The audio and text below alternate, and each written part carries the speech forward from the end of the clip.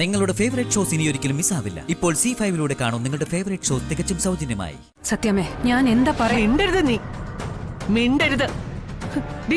ഇനി നീ എന്നെ അങ്ങനെ വിളിക്കരുത്.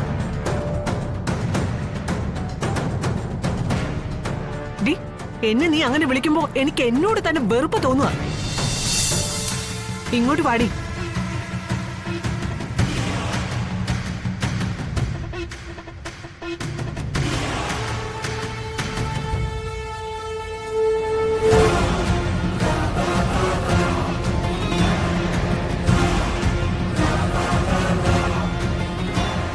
നിന്നെ ഒന്നിങ്ങനെ കാണാൻ വേണ്ടി തന്നെയാ ഞാൻ ഈ പെടാപ്പാടൊക്കെ പെട്ടത്. നിനക്ക് ആളെ മനസ്സിലായില്ലേ?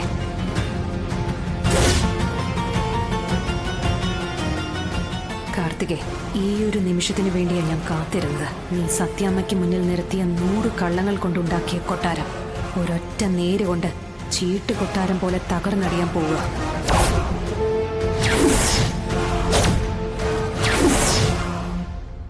ഒളിക്കാൻ ഇനിയൊരു മാർഗമോ പിടിച്ചു നിൽക്കാൻ ഒരു കച്ചിത്തിരുമ്പോ ഇനി നിന്റെ മുന്നിലില്ല. സത്യാമ്മയ്ക്ക് മുന്നിൽ സാഷ്ടാംഗം വീണ അവരൊരു പക്ഷെ നിന്റെ ജീവൻ ബാക്കി വെച്ചേക്കും. ജീവൻ.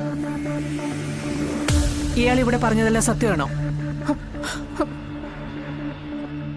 ഈ നിൽക്കുന്ന ജയശങ്കരനെ നിനക്ക് അറിയാവോന്ന്?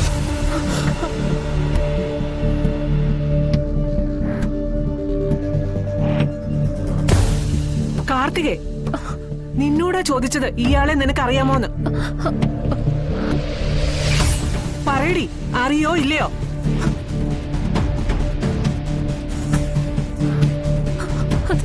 ഇതാണോ നിങ്ങൾ പറഞ്ഞ കാർത്തിക?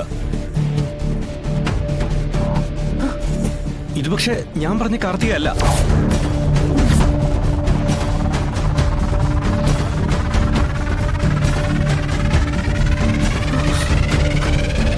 എന്താ ജയശങ്കർ പറഞ്ഞത്? ഞാൻ അന്വേഷിച്ചു വന്ന കാർത്തിക ഇതല്ലെന്ന്.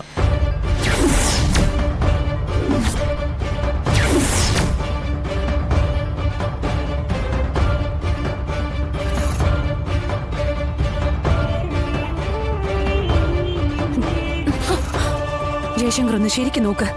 അന്ന് നിങ്ങളെ കബളിപ്പിച്ച് കടന്നു കളഞ്ഞ കാർത്തിക തന്നെയല്ലേ ഇത്?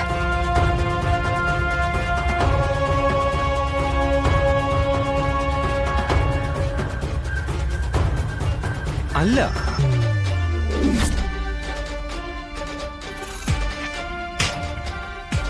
എന്നെക്കാളും നിശ്ചയം മേഡത്തിനുണ്ടാവില്ലല്ലോ.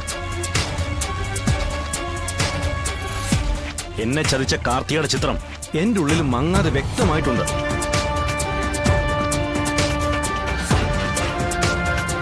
അതുകൊണ്ടാണ് ഞാൻ പറയുന്നത്, ഞാൻ തിരയുന്ന കാർത്തിക ഇതല്ല. ഈശ്വര, ഇവനെന്താ ഇങ്ങനെയൊക്കെ പറയുന്നത്?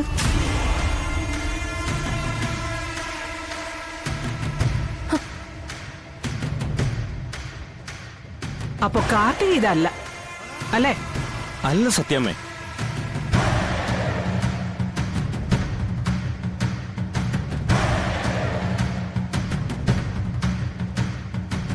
അതെ, ഇവര് വിളിച്ചോണ്ട ഞാൻ ഇങ്ങോട്ട് വന്നത്.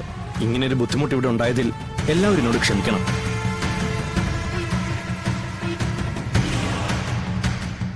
ജയശങ്കർ, ഒന്നുകൂടി ഒന്ന് ഓർത്തു നോക്ക്.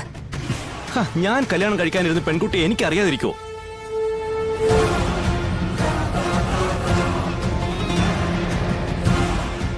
സത്യം എന്നോട് ക്ഷമിക്കണം എല്ലാവരും.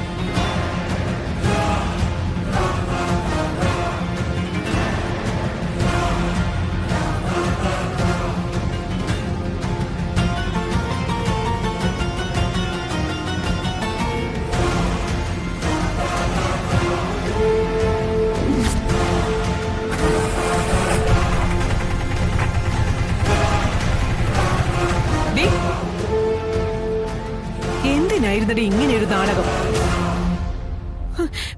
ഒരു പാവം പെൺകുട്ടിയെ മറ്റുള്ളവർക്ക് മുമ്പിൽ വിളിച്ചു നിർത്തിയുള്ള നിന്റെ ഈ തരം താഴ്ത്തലുണ്ടല്ലോ, അഭിമാനത്തെ വ്രണപ്പെടുത്തുന്ന നിന്റെ ഈ അപമാനിക്കൽ, ഇനി നീ അത് കാർത്തികയുടെ അടുത്ത് എടുക്കരുത്. എടുത്താൽ നിന്റെ കളക്ടർ പദവിയൊന്നും ഞാൻ പിന്നെ നോക്കില്ല. ഭാമൻ, ശാലിക്ക് അങ്ങനെ തെറ്റ് പറ്റില്ല. ഇനിയേ അയാൾ മനഃപൂർവ്വം നിങ്ങൾ അവളെ ന്യായീകരിക്കും. ഇവളുടെ കുറ്റം കുറവൊന്നും നിങ്ങളുടെ മുമ്പിൽ ഇല്ലല്ലോ. സത്യമേ, ഞാൻ എന്താ പറയാ? മിണ്ടരുത് നീ, മിണ്ടരുത്. ഡി, ഇനി നീ എന്നെ അങ്ങനെ വിളിക്കരുത്. ഡി, എന്നെ നീ അങ്ങനെ വിളിക്കുമ്പോ എനിക്ക് എന്നോട് തന്നെ വെറുപ്പ് തോന്നുക.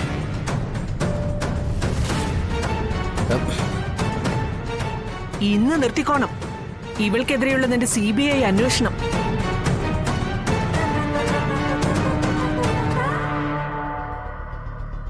ദേ, ഞാൻ ഇവളെ അങ്ങ് മരുമകളായി സ്വീകരിച്ചു കഴിഞ്ഞു.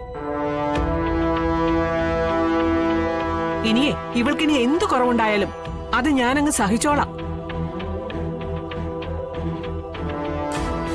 പക്ഷേ ഇനി നീ എന്റെ കുട്ടിക്ക് നേരെ ഇതുപോലുള്ള കള്ളക്കഥകളും കൊണ്ട് വന്നാൽ തീർന്നു നീ.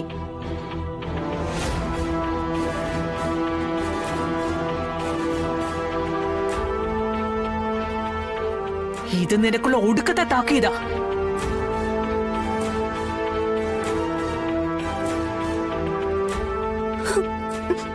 മോളെ, സത്യമ്മയോട് ക്ഷമിക്കണം. അയ്യോ, അങ്ങനെയൊന്നും പറയല്ലേ സത്യമ്മേ. എന്റെ കണ്ട ദൈവമാ സത്യമ്മ.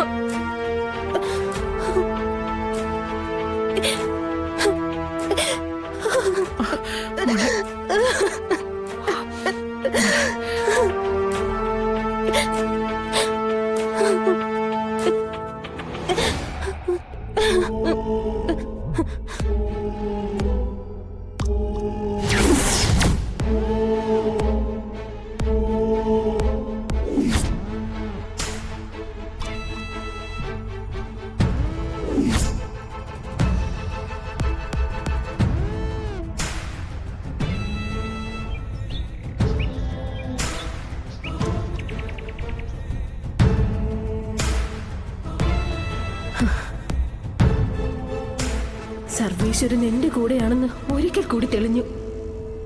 എന്നെ ഈ വീട്ടിൽ നിന്ന് അടിച്ചിറക്കാൻ വെമ്പി നിൽക്കുന്നവർക്ക് ജയശങ്കറിലൂടെ മറുപടി കൊടുത്തിരിക്കുന്നു. മതി, ഇത്രയും മതി ഭഗവാനെ. എന്നെ തകർക്കാൻ വരുന്നവർക്ക് മുന്നില് ഇനി ഞാൻ പിടിച്ചു നിന്നോളാം. ഇവിടെ ഇനി പിടിച്ചു നിൽക്കേണ്ടത് എന്റെ ആവശ്യമാണ്. ഞാനിവിടെ പിടിച്ചു നിൽക്കുക തന്നെ ചെയ്യും. പക്ഷേ അവനെന്തിനാ അങ്ങനെ പറഞ്ഞത്? ഇനി അതിന്റെ പിന്നില് മറ്റെന്തെങ്കിലും ഉദ്ദേശം? ഈശ്വര, എങ്ങനെ ഒന്നും അറിയാൻ പറ്റുക?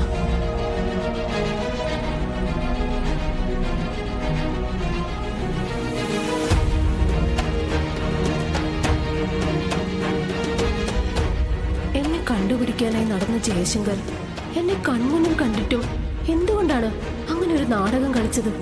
അത്രയും ആളുകൾക്ക് മുന്നിൽ വെച്ച് സത്യങ്ങൾ വെളിപ്പെടുത്താതെ മറ്റെന്തെങ്കിലും ലക്ഷ്യം ജയശങ്കറിന് ഉണ്ടാകുമോ? അങ്ങനെയാണെങ്കിൽ എന്തായിരിക്കും അവ ഉദ്ദേശിക്കുന്നത്? കുറച്ചു നേരത്തേക്ക് കിട്ടിയ സന്തോഷം വരാനിരിക്കുന്ന വലിയൊരു ദുഃഖത്തിനുള്ള മുന്നോടിയാണോ ഈശ്വര? ഡൗൺലോഡ് ചെയ്യൂ C5 ആപ്പ്. കാണൂ എല്ലാ എപ്പിസോഡുകളും സൗജന്യമായി.